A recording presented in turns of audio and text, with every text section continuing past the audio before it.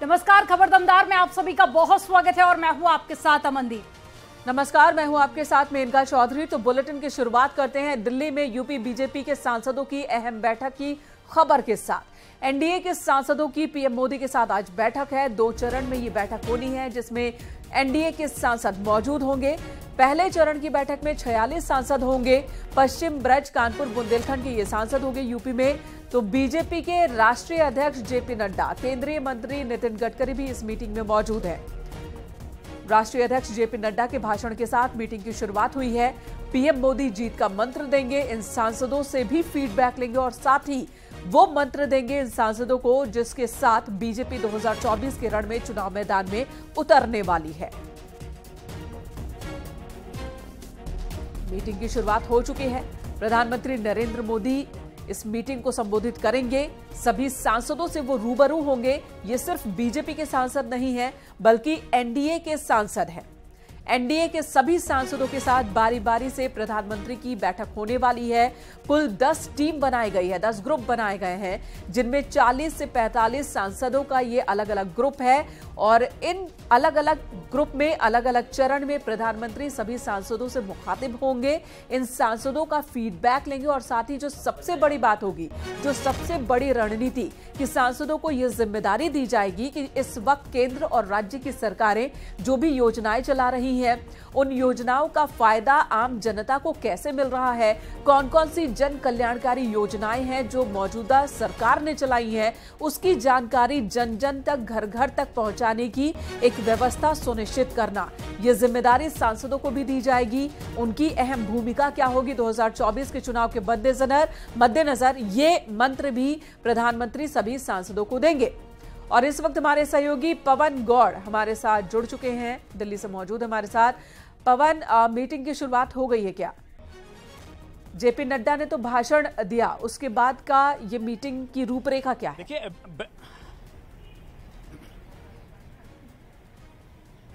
देखिए, बैठक की शुरुआत हो चुकी है। बीजेपी के राष्ट्रीय अध्यक्ष जेपी नड्डा और केंद्रीय मंत्री नितिन गडकरी पहुंच चुके हैं। उससे पहले तमाम जो सांसद हैं पश्चिमी, ब्रज और कानपुर बुंदेलखंड क्षेत्र के बीजेपी के, वो सब लोग पहुंच चुके हैं। उनके साथ साथ केंद्रीय मंत्री भूपेंद्र यादव, हरदीप सिंह पुरी और सर्बानंद सोनोवाल भी पहुंच चुके हैं। उसके साथ साथ जो बीजेपी के राष्ट्रीय संगठन महामंत्री बीएल संतोष और राष्ट्रीय महामंत्री तरुण चुग भी बैठक में शामिल होने के लिए पहुंच चुके हैं। अब से थोड़ी देर बाद तकरीबन 7:10 पर पहले एक वीडियो प्रेजेंटेशन दिया जाएगा सभी सांसदों के लिए, किस तरह से सरकार काम कर रही है, किस तरह से पार्टी ने लगातार काम किया, चाहे वो कोरोना काल की बात हो या अन्य समय पर लगातार जो पार्टी के अन्य जो कार्यक्रम चलते रहते हैं उनकी बात हो, उन सब को लेकर सरकार और पार्टी के कामकाज को लेकर एक वीडियो प्रेजेंटेशन दिया जाएगा। तकरीबन आधे घंटे ये प्रेजेंटेशन चलेगा। ये 7:10 पर शुरू होगा, उसके बाद 7:40 तक ये प्रेजेंटेशन चलेगा। उसके बाद में 7:40 से लेकर 8 बजे तक सांसदों के साथ चर्चा की जाएगी। जो कुछ प्रेजेंटेशन दिया गया, किसी के अगर सवाल है तो सवाल पर जवाब दिया जाएगा बीजेपी केंद्रीय नेतृत्व की तरफ से। उसके बाद में 8 बजे प्रधानमंत्री नरेंद्र मोदी पहुंचेंगे और 8:05 से लेके उनका एक समापन भाषण होगा। समापन भाषण में वो सरकार के कामों को अपने सांसदों के सामने रखेंगे और उसके बाद में उनको बताया जाएगा किस तरह से उनको जनता के बीच में जाना है।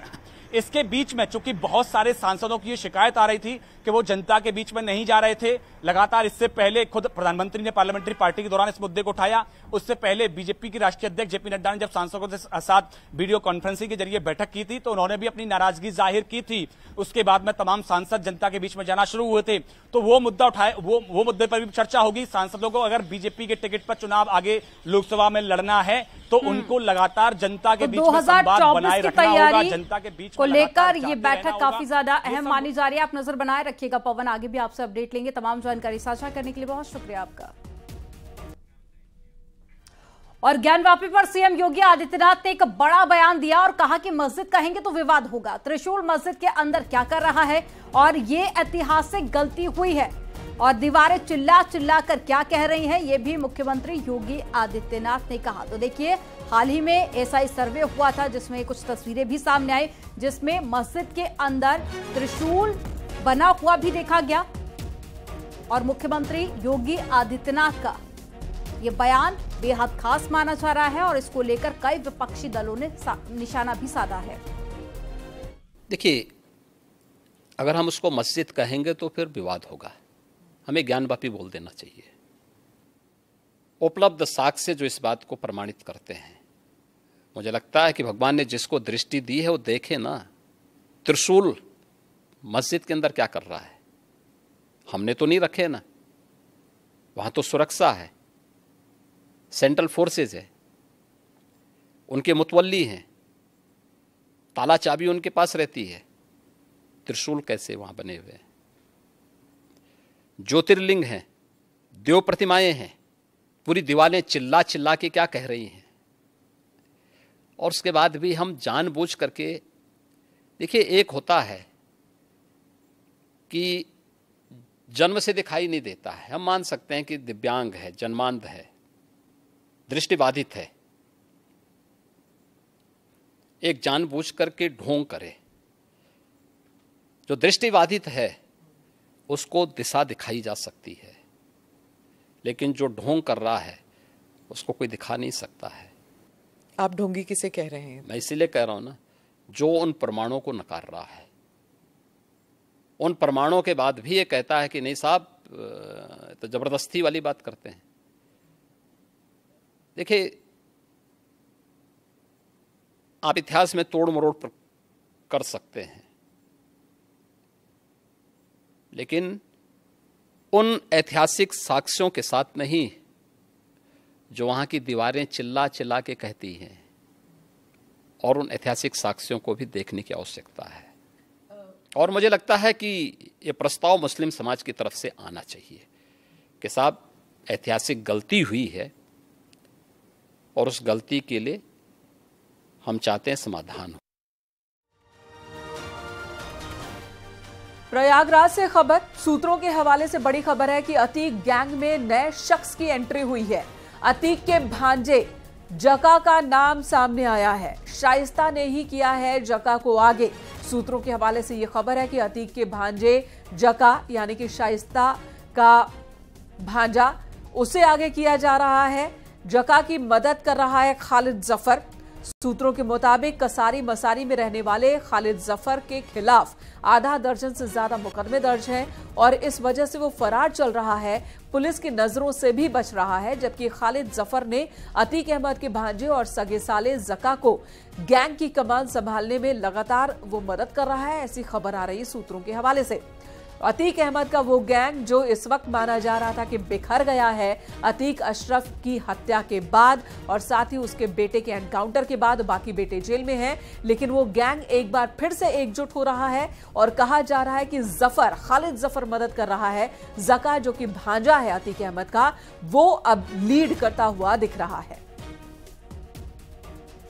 माफिया अतीक अहमद और अशरफ के 44 साल के आतंक का अंत हो चुका है। माफिया अतीक अहमद और अशरफ की हत्या के पहले ही Umesh Pal shoot out case में वांटेड माफिया अतीक अहमद की पत्नी लगातार फरार चल रही है और उस पर भी 50,000 का इनाम घोषित है। इसके अलावा शूटर्स की मदद के आरोप में अशरफ की पत्नी ज़ैनब फातिमा भी फरार है।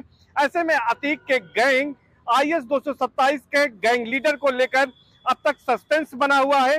हालांकि चर्चा ये थी कि शाइस्ता परवीन और इसके साथ साथ देवरानी ज़ैनब फातिमा में गैंग लीडर बनने को लेकर होड़ मची हुई है, लेकिन दोनों को फरार होने के बाद गैंग अब बिखर रहा है, जिसको लेकर एक नई बात सामने आई है कि अतीक अहमद के भांजे जका को गैंग संभालने के लिए आगे किया गया है और जका की मदद इस मामले में उसका बहनोई खालिद जफर कर रहा है। खालिद जफर न केवल अतीक अहमद की बहन का दामाद है, बल्कि अतीक अहमद के प्रॉपर्टी का सारा काम खालिद जफर ही देखता है और उसका फाइनेंसर भी है।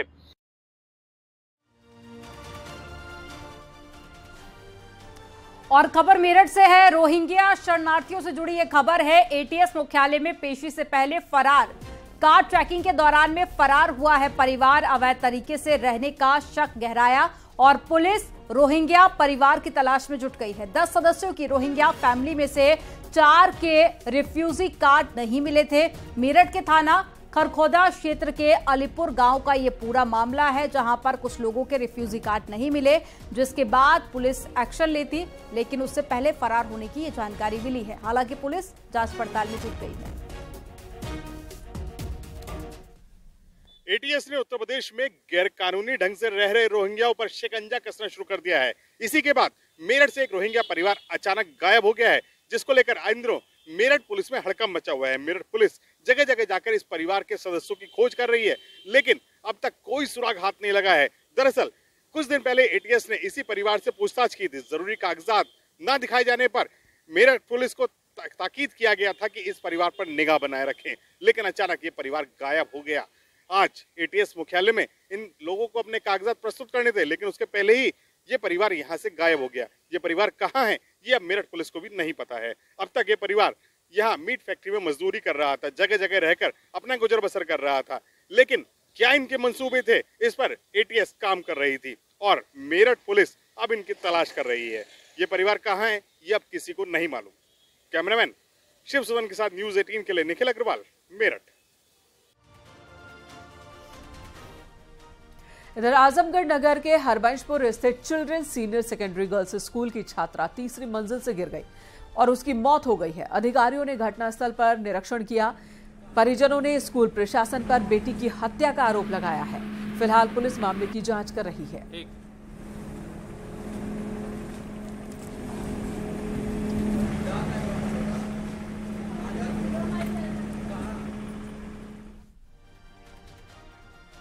आगरा नगर निगम कर्मचारियों की अनदेखी के चलते नाली का पानी भरने से मकानों में सीलन आ गई है और एक मकान का छज्जा ढह गया। हादसे में एक ही परिवार के आधा दर्जन लोग घायल हो गए हैं। सभी घायलों को इलाज के लिए जिला अस्पताल में भर्ती कराया गया। मामला शाहगंज के सराय ख्वाजा क्षेत्र के अंतर्गत राधे वाली गली में हुआ है। सर जी नाली की वजह से गिरा, यहाँ सीलन आ जाती है। कई दफे हमने कंप्लेंट भी की, लेकिन कोई सुनवाई नहीं होती है। यहाँ तक कि कम्मा तक गल गया है और सर्वे करने वाले आते हैं, आके लिख के चले जाते हैं सही है। हमने कई दफे कंप्लेंट करने की कोशिश की, लेकिन फिर भी कोई सुनवाई नहीं है। यहाँ पे नगर निगम वालों ने इतनी बेकार कर रखा है कि पानी गंदगी बहुत रहती है। यहाँ पे घरों में सीलन जा रही है, कोई देखभाल ही नहीं है और सीलन से ही ये घर गिर पड़ा। बच्चों की चोट आई है, 7-8 दिन घायल है। एक लड़की की तो बहुत ज़्यादा हालत गंभीर है, उनकी उंगली भुली कट गई है। हरदोई के बघौली चुंगी से बघौली रोड में पुलिस ने ऑपरेशन ऑल आउट के तहत 2 शातिर चोरों को गिरफ्तार किया। अलग अलग थाना क्षेत्रों में 5 चोरी की वारदात को इन्होंने अंजाम दिया था। पुलिस ने गिरफ्तार कर चोरी की वारदात का खुलासा किया। इनके पास से पुलिस ने भारी मात्रा में चोरी के सामान, नकदी बरामद किए हैं। अब शुरुआत करी है। बरामद की गई 2 अवैध असलहे बरामद किए गए। चोरी करने के नकबजनी के उपकरण भी बरामद किए गए हैं। अभी इनका आपराधिक इतिहास ज्ञात नहीं हो पाया है, पूछताछ की जा रही है, पता किया जा रहा है। जो समस्त आभूषण है इनकी कीमत लगभग 2 लाख रुपए होगी अभी, और इसमें आकलन किया जा रहा है। गाजियाबाद के थाना नंदग्राम क्षेत्र में हुई 16 जुलाई को सिक्योरिटी गार्ड को बंधक बनाकर लाखों रुपए की लूट की घटना में पुलिस ने खुलासा किया है। पुलिस ने मामले में 8 आरोपियों को गिरफ्तार किया। इस मामले में डीसीपी सिटी निपुण अग्रवाल ने बताया कि रेकीकार लोहे के गोदाम या फिर फैक्ट्री में गार्ड को बंधक बनाकर लूट की घटना को अंजाम देते थे। इसके पास से लूटा गया स्क्रैप का सामान और साथ ही घटना में शामिल एक मैक्स पिकअप भी बरामद की गई है।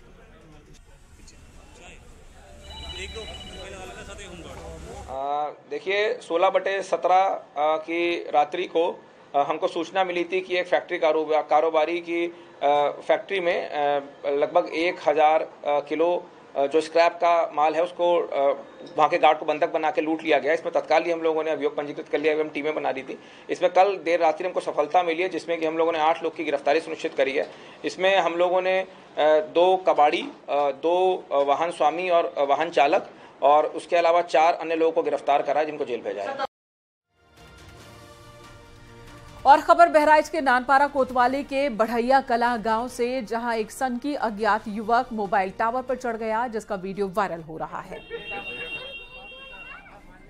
ये सनकी बताया जा रहा है, मानसिक रूप से विक्षिप्त बताया जा रहा है ये शख्स जो मोबाइल के टावर पर चढ़ गया था। ऊंचाई देखिए कितनी ज्यादा है, काफी देर लगा इसे उतारने में। सोनभद्र के चौपन विकास खंड के पटवध गांव में डायरिया फैलने से लगभग 24 ग्रामीण बीमार हो गए हैं, जबकि एक 5 साल के बच्चे की मौत हो गई है, जिससे हड़कंप मच गया है। सभी बीमार लोगों को चौपन CHC में भर्ती कराया गया, जहां 17 लोगों का इलाज जारी है।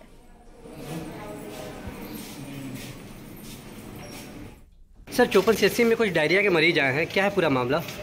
जी, पटवद ग्राम सभा के अंदर कचनारी बस्ती है जी, वहाँ से जो है वहाँ पर जो है डायरिया का प्रकोप हुआ है और यहाँ पर 17 लोग भर्ती हैं, सभी स्टेबल हैं। बच्चे भी हैं, उसमें महिलाएं भी हैं, पुरुष भी हैं, सब लोग स्टेबल हैं। डॉक्टर्स की टीम जो है बढ़िया से उसको देख रही है। फिरोजाबाद में ब्लॉक नारकी क्षेत्र के गांव लोकी गढ़ी के अधिकांश घरों में लोग बुखार से पीड़ित हैं। इनमें से एक 14 साल की लड़की की डेंगू की वजह से मौत हो गई। लड़की की मौत के बाद डीएम समेत आला अधिकारी गांव पहुंचे और गांव का दौरा किया। उन्होंने सभी व्यवस्थाओं को दुरुस्त करने के आदेश दिए हैं। यहां तक कि गांव में 4 कैंप भी लगाए गए, लोगों का इलाज किया जा रहा है।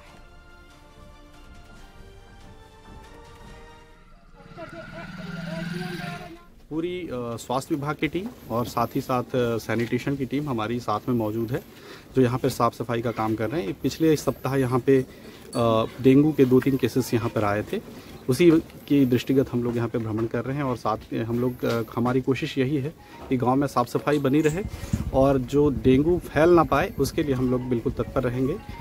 ग्रामवासियों को सबसे पहले जागरूक किया जा रहा है इसके बारे में कि जैसे ही बुखार या उसके लक्षण आते हैं तत्काल जो हमारी टीम लगी है उनको बताएं, जिससे कि आपका उचित इलाज किया जा सके।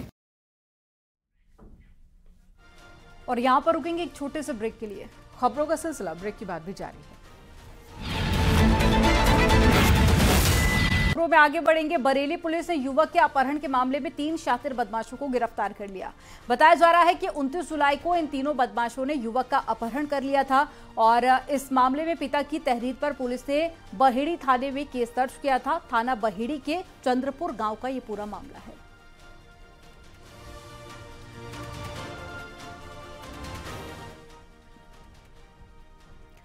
इधर काशी हिंदू विश्वविद्यालय में बीकॉम के छात्रों का बीएचयू प्रशासन के खिलाफ लगातार प्रदर्शन जारी है। प्रदर्शन के तीसरे दिन आज छात्रों ने कुलपति आवास के बाहर बुद्धि शुद्धि यज्ञ किया। इस बुद्धि शुद्धि यज्ञ विश्वविद्यालय के वाइस चांसलर के लिए छात्रों ने किया है।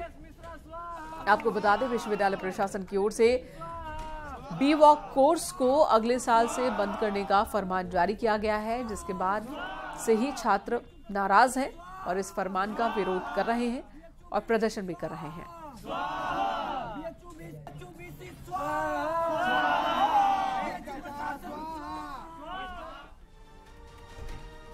मिर्जापुर के चुनार तहसील में अदलहाट में श्रुतिहार गांव के रहने वाले सियाराम सिंह पटेल पर चर्चित होने का नशा ऐसा चढ़ा कि नाम कमाने के शौक में एक डॉक्टर ने महज 1200 स्क्वायर फीट की जगह में 14 मंजिल बिल्डिंग तान दी और आसमान को छूती किलानुमा बिल्डिंग को देखकर जब आसपास के लोगों ने विरोध किया तो बिल्डिंग बनाने का काम रुका। इतना ही नहीं, डॉक्टर को बिल्डिंग बनाने के अलावा शादी करने के भी शौक था। उसने इसी बिल्डिंग में रहने के लिए एक-एक कर 4 शादियां भी कर ली, जिनसे 6 बच्चे भी हैं और इस बिल्डिंग के निर्माण का काम 2 दशक पहले ही शुरू हुआ था।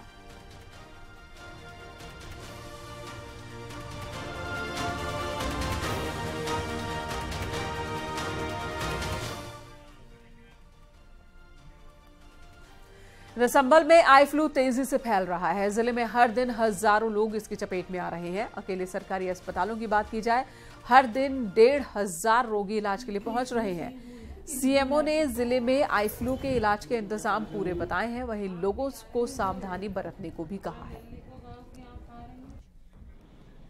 सही बोल है, किसी बोला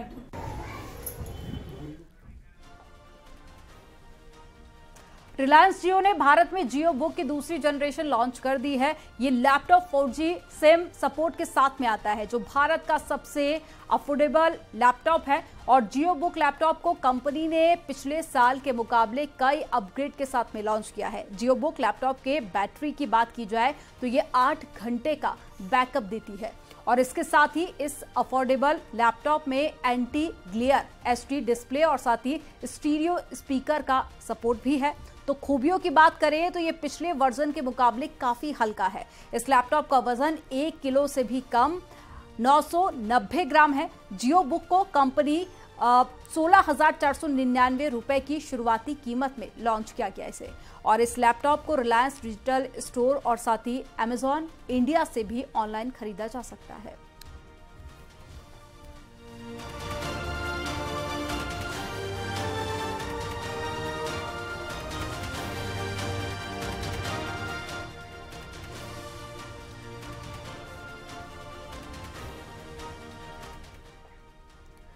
और फिलहाल इस बुलेटिन